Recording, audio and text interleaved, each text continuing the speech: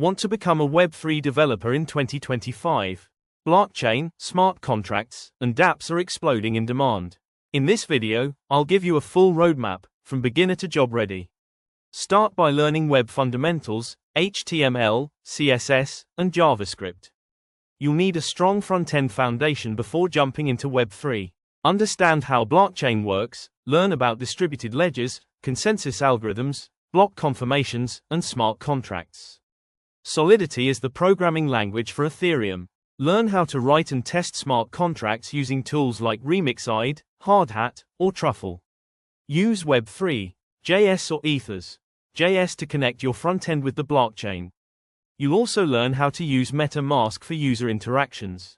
Start building real-world dApps, like your own token, NFT platform, or DAO. Hands-on experience is key. Learn frameworks like Hardhat and services like Alchemy to deploy and interact with smart contracts. Upload your code to GitHub, build a strong resume, and showcase your projects on LinkedIn. Optional, get certified in blockchain development. Ready to build the future of the internet?